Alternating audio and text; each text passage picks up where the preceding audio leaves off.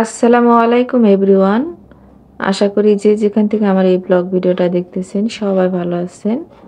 তো আমি গত ভিডিওটা যেখান থেকে আর কি শেষ করছিলাম, এই ভিডিওটা সেখান থেকেই শুরু করছি। আমি সিমাই রান্নাগুলো শেষ করার পর রোস্ট করতেছিলাম আর কি। তো এই তো চিকেনটা আমি ভালো মতো ভেজে নিলাম। চিকেনে আমি সামান্য লবণ, হলুদ আর মরিচের গুঁড়া আর লেবুর রস মাখিয়ে আমি বিকেলবেলায় রাখছিলাম। আর সেই চিকেনটা এখন রাত্রেবেলা আমি ভেজে নিয়ে রোস্টার করব। তার আগে আমি পেঁয়াজ বেরেস্তা করছি। যেহেতু আমি রেসিপি শেয়ার করব না, সেই জন্য ডিটেলসে আর ভিডিও করিনি। তো এর মধ্যেও আবার ওই যে মোবাইলের সমস্যার কারণে কিছু কিছু রেকর্ডও হয় নাই। আমি রোস্টের যে মশলা সেটা দিয়ে কষিয়ে এখন চিকেনটা দিয়ে দিলাম। আর এইটা মিষ্টি রোস্ট হবে না, ঝাল রোস্ট হবে। তো সেই রকম করেই ঘরোয়া উপকরণ দিয়েই আমি রান্না করতেছিলাম। এখন এখানে আমি আগে থাকতেই দুধ জাল করে রাখছিলাম, 1 কাপ পরিমাণ দুধ দিয়ে দিলাম। আর এই চিকেনটা যেহেতু রোস্ট সাইজ, তো সেই জন্য কিন্তু এটা ভাজছি আর মশলার সঙ্গে যে কষাই নিছি, তো এর মধ্যেই কিন্তু সেদ্ধটা হয়ে গেছে। এখন দুধটা দিয়ে একটু ফুটিয়ে নেব। আর ওই বেরেস্তাটাতে আমি একটুখানি চিনি দিয়ে ম্যাশ করে রাখছি, ওইটা দিয়ে দেব। তো একটু ঢাকনা দিয়ে দেই একটু আর কি ওই দুধটার সঙ্গে কষানোর জন্য। তো আমি নাড়াচাড়ার উপরেই রান্না করতেছি যেন তলে লেগে না যায়, সেই জন্য। আর এখানে তেমন এক্সট্রা কোনো পানিও ইউজ করিনি, ওই জন্য আর কি একটু নাড়াচাড়ার উপরেই রান্না করলাম। আর এই যে পেঁয়াজের যে বেরেস্তা, সেখানে একটু চিনি দিয়ে দিয়েছি সামান্য পরিমাণে, খুব মিষ্টি করব না, ওই যে বলতেছিলাম একটু ঝাল ঝাল রোস্ট, তো সেইটাই। তো আবারও আমি কিছুক্ষণ ঢাকনা দিয়ে রান্না করে নেব। তো তার আগেই একটু তলপুর করে দিচ্ছি। রাতের বেলায় কিন্তু আমি মোটামুটি রান্নাগুলো সব শেষ করে নিয়েছিলাম। তো রোস্ট, গরু মাংস, সিমাই, শুধু বাকি ছিল পোলাও আর ভাত রান্নাটা। তো এই তো আমার রোস্ট হয়ে গেছে। এরপরে আমি গরু মাংসটা অফ ক্যামেরায় রান্না করছি, বেশি আলু দিইনি, কয়েকটা আলু দিছি কারণ বাচ্চারা অনেক আলু খেতে পছন্দ করে। এরপরে আমি পুরো কিচেনটা একদম সুন্দর মতো পরিষ্কার করে নিয়েছি, ঈদের দিনে যেন রান্নাঘরটা পরিষ্কারই থাকে। তেলের জারটার যা কিছু ছিল সব ডিপ ক্লিন করে এখন আমি একটু রেকর্ড করলাম, দেখিয়ে দিচ্ছি আর কি আপনাদেরকে। তো এই হলো ওভারঅল লুক। এখন আমি ঘুমাতে যাব। তো এটা নেক্সট ডে, তার পরের দিন সকাল থেকেই আবারও আমি একটু আর কি রেকর্ড করছি সকালটা কেমন ছিল আজকের।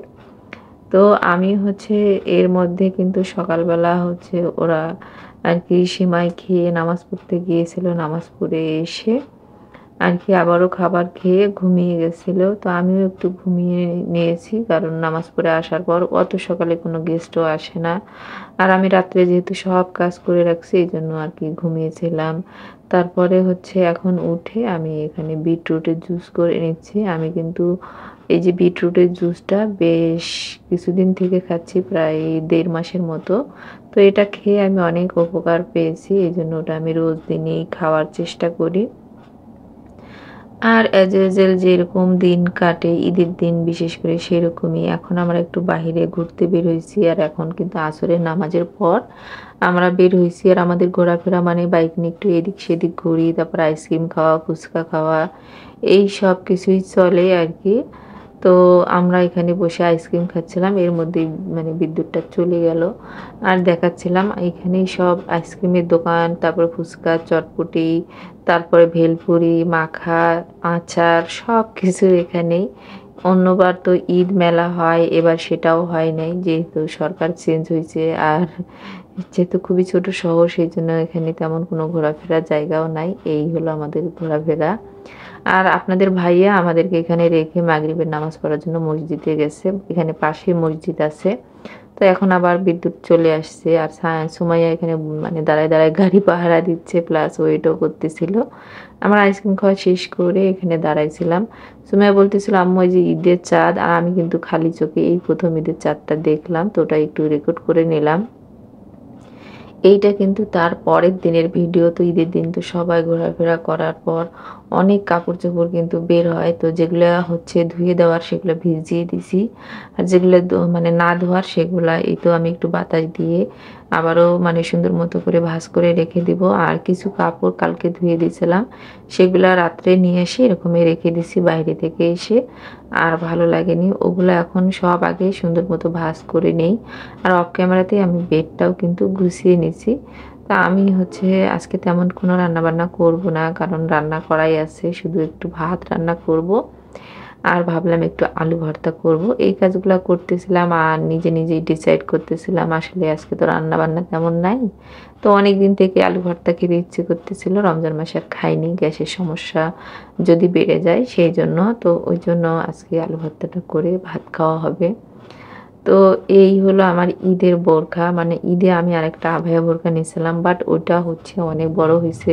তো যার কারণে ওটা আবার ফেরত দিছি, ছোট আসলে আবার নেওয়া হবে। আর এই বোরখাটাই আমি ঈদের দিন পরছিলাম। আর আমি সবসময় এইভাবে হাত দিয়ে সুন্দর মতো করে কাপড় আর কি আয়রনের মতো করে ভাঁজ করি, এতে করে আয়রন দিতে হয় না। কাপড় মনে হয় যে এখনই আয়রন করলাম এরকম আর কি হয়। আমার রেগুলার ইউজের কাপড়গুলো আমি এরকম সাথে সাথে ভাঁজ করে রেখে দিই, আর এরকম ভাঁজ না করলে কাপড় আমার পরতেও ইচ্ছে করে না। আর যেই জামাটা তখন দেখালাম ওইটা হচ্ছে সুমাইয়ার ঈদের দিনের মেইন ড্রেস ছিল।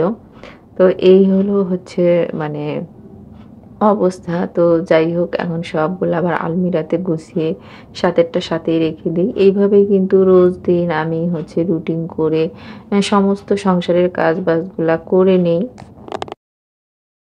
আচ্ছা, সমস্ত কাজেরই কিন্তু আমার একটা রুটিন থাকে। যেমন এই যে কাপড় আমি ছাদ থেকে নিয়ে আসার সাথে সাথে ভাঁজ করে ফেলি। আর যদি কোনো কারণে না পারি, পরের দিন সকালবেলা বেড গুছিয়ে সেই মানে পরিষ্কার বেডে ওগুলো আমি সুন্দর মতো ভাঁজ করে নিই। আর এই যে বোরকাটা আমি সুন্দর মতো সারা রাত বাতাস দিয়ে রাখছিলাম, আর এখন এইরকম প্যাকেট করেই রেখে দিচ্ছি। এরপরে আমি সব কাজ শেষ করে রান্নাঘরে চলে আসছি। আসলে মানে ক্লিনিং এর যে কাজগুলা থাকে সেগুলা করে নিয়েছি। আর এখন ভাবলাম একটু আলুর ভর্তা বানাবো। তো সেজন্য আগে মরিচ ভেজে নিচ্ছি। আর আমি কিন্তু আজকে সাধারণ কোনো আলুর ভর্তা বানাচ্ছি না। একদম ছোট যে বেবি আলুটা হয় সেই আলুটা দিয়ে আজকে আমি ভর্তা বানাবো। আর এইটা কিন্তু বিলাতি আলু বগুড়া ডিস্ট্রিক্টেই শুধু পাওয়া যায়, আর কোথাও পাওয়া যায় না। তো এই আলুটার না মানে যে ছিলগাটা হয় এইটা সহই ভর্তা বানাবো। যেহেতু অনেক ছোট আলু, আলুটা এরকম তেলে দিয়ে একটু ভেজে ভেজে সেদ্ধ করে নিব। একটু সামান্য পরিমাণে আমি লবণ দিয়েছিলাম, তাহলে কিন্তু আলুটা তাড়াতাড়ি সেদ্ধ হবে সেই জন্য। আর একটু ঢাকনা দিয়ে দিয়ে আলুটা আমি এখন ভেজে নিব। আর এই ভাজা আলুর ভর্তা খেতে এত মজা, যারা খেয়েছে শুধু তারাই বুঝবে। তো এইটার একটা আলাদাই স্বাদ আছে। তো আমি এখানে হচ্ছে মরিচটা ডলে নিয়ে এর মধ্যে আলুটা দিয়ে দিলাম। আলুটা ভর্তা করে নিয়ে আমি একটা কাঁচা রসুন আর একটা আস্ত কাঁচা পেঁয়াজ দিয়ে সরিষার তেল দিয়ে হাতে মাখিয়ে নিব। আর আজকে যখন আমি এই আলু ভর্তা দিয়ে ভাত খাইছি, অনেকগুলা ভাত খাওয়া গেছে, এত মজা হয়েছিল আলু ভর্তাটা। সুমাইয়ার বাবাও আলু ভর্তাটা খেয়েছিল, ওরও নাকি অনেক ভালো লাগছে।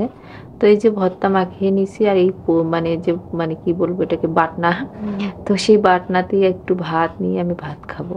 ভর্তা করার পর এই বাটনাতে ভাত নিয়ে ভাত খাওয়ার যে একটা টেস্ট, মানে ওই টেস্টটা আর কোথাও পাওয়া যায় না। এটা যারা খায় তারাই শুধু বুঝবে। তো যাই হোক, বাটনাটা আমি নিয়ে নিলাম, আর ভর্তাটা আমি ঢাকনা দিয়ে রেখে ওই বাটনাতে একটু গরম ভাত নিয়ে মাখিয়ে মাখিয়ে খাবো।